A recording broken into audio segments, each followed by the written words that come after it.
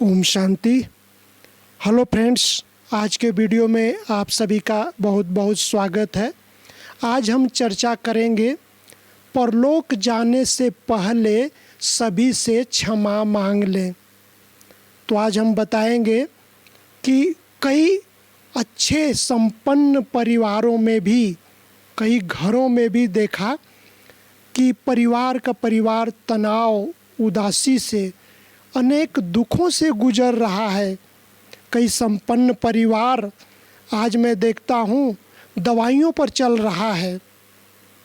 ऐसी घड़ी में वो प्रश्न पूछते हैं कि हम क्या करें। हमारा एक परिवार सुखी परिवार था, आज सब पूरा परिवार दवाइयों के सहारे चल रहा है।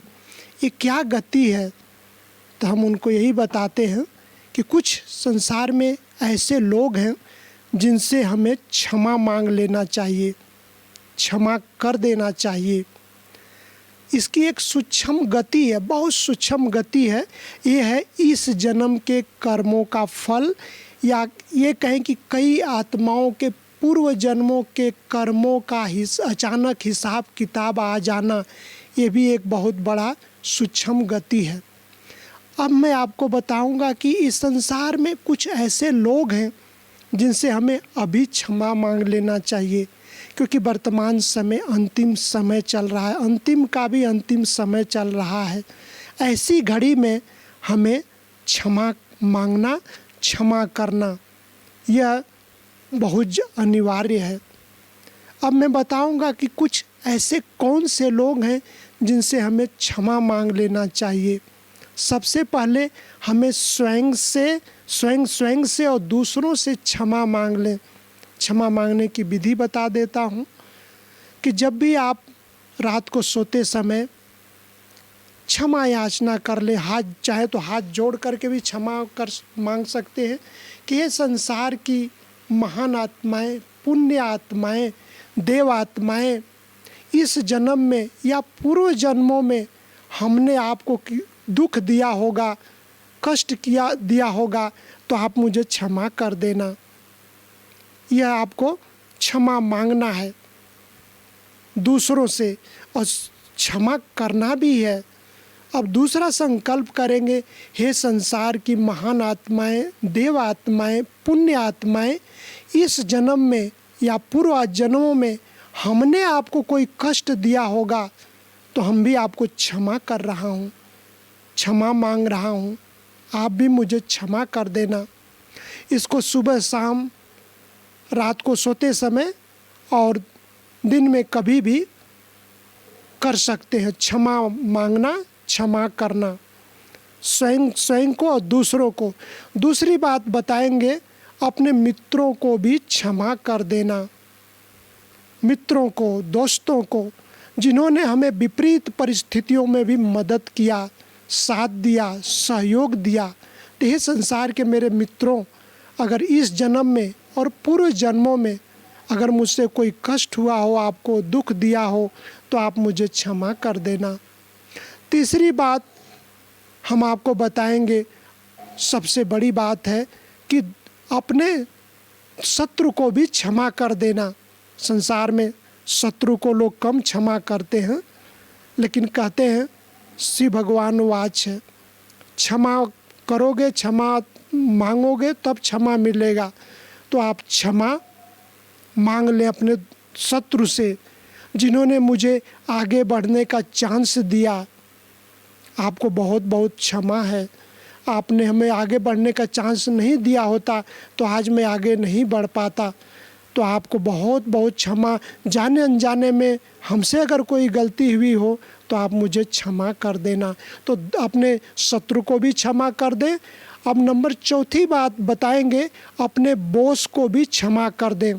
आपका बॉस जो भी है, अधिकारी हैं, आपसे बड़े हैं, जिनके अंडर में आप काम कर रहे हैं, ईर्ष्या के कारण हमसे कुछ गलती हुई हो तो हमारे अधिकारी, हमारे बॉस, हमारे बड़े हैं, आप मुझे क्षमा कर दें। आप सूक्ष्म रूप में उनसे क्षमा मांग लें।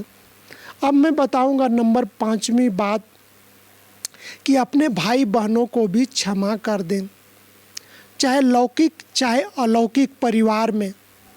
जिनके साथ हमने जीवन बिताया, लंबा समय रहे, कई वर्षों तक रहे, अगर मुझसे जाने अनजाने में कोई गलती भी हो तो अपने भाई बहनों को भी हाथ जोड़ करके उनसे भी क्षमा मांग लें। क्षमा मांग लेना बहुत बड़ा पुण्य है।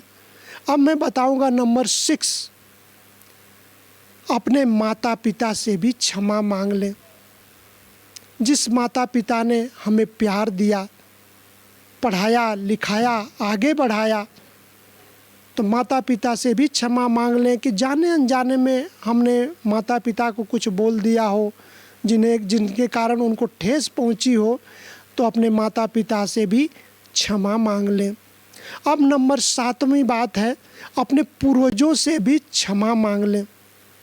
कहते हैं कि जो हमारे पूर्वज आत्माएं गई हैं, हमारे सगे संबंधी इस संसार से विदा होकर चले गए हैं, उन्होंने मुझे देखा है, मुझे अपनी गोदी में खिलाया है, उनको अगर मैंने कभी कष्ट दिया होगा तो अपने सगे संबंधी पूर्वजों को भी दिल से क्षमा मांग लें कि मुझसे जाने अनजाने में कोई गलती हुई हो तो आप मुझे क्षमा कर दें। नंबर 8वीं बात हम बताएंगे कि प्रकृति से भी क्षमा मांग लें। प्रकृति अर्थात ये 5 तत्व, ये शरीर भी 5 तत्वों का बना है, 5 तत्व में शरीर भी आ जाता है। हे प्रकृति के 5 तत्वों, आपने चारों युगों से हमारी पालना करती आई हो, अन्न फल प्रदान किया, वायु जल अग्नि प्रदान किया, चारों युगों से हमारी पालना करती आई हो। जाने अनजाने में किसी जन्म में अगर प्रकृति को हमने धोखा दिया हो या दुख दिया हो, कष्ट दिया हो, तो 5 तत्वों से भी क्षमा मांग लें। नंबर 9 लास्ट है कि हमें भगवान से भी क्षमा मांग लें। भगवान से, परमात्मा से, निराकार ज्योतिर्बिंदु परमात्मा शिव, जिसको कल्याणकारी है, सत्यम शिवम सुंदरम है, उससे भी क्षमा मांग लें। परमात्मा को हमने कहाँ ग्लानि की है, परमात्मा को हमने सर्वव्यापी कहा है, पत्थर थिक्कर में ठोक दिया है, कण कण में भगवान को कह दिया है, हमने ग्लानि किया है। और साथ साथ कच्छ अवतार, मत्स्य अवतार, हमने 12 अवतार कह दिया है, प्रभु को हमने बहुत ग्लानि किया है। साथ साथ हमने प्रभु को कभी गाली दिया है, कभी ग्लानि किया है भगवान को। तो जाने अनजाने में मुझसे गलती हुई हो तो प्रभु से भी, भगवान से भी क्षमा मांग लें, क्योंकि क्षमा मांग लें प्रभु से, क्योंकि हे प्रभु, मैं आपका ही बच्चा हूँ, आपका ही बच्चा था, पूर्व जन्मों में भी आपका बच्चा था, अभी भी हूँ। जाने अनजाने में कोई गलती हुई हो तो हे प्रभु मुझे क्षमा कर देना। क्षमा मांग ले।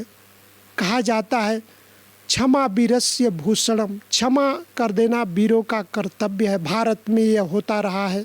तो हम इन 9 लोगों से रोज़ रात्रि को क्षमा मांग लें, क्षमा कर दें। क्षमा कर देने से बहुत बड़ा पुण्य जमा होता है। कैसे? अगर हम किसी को क्षमा कर देते हैं तो क्षमा कर देने से उनसे हमें दुआएं मिलती है, आशीर्वाद मिलता है। क्षमा कर दें। इस समय का क्षमा कर देना हमें जन्म जन्म के लिए दुआओं से भरपूर कर देता है। अगर इस समय हमने किसी को क्षमा कर दिया तो बहुत बड़ा फ़ायदा होता है। क्षमा कर देने से, इस समय का क्षमा कर देना हमें धर्मराजपुरी की सजाओं से भी हमें बचा देता है।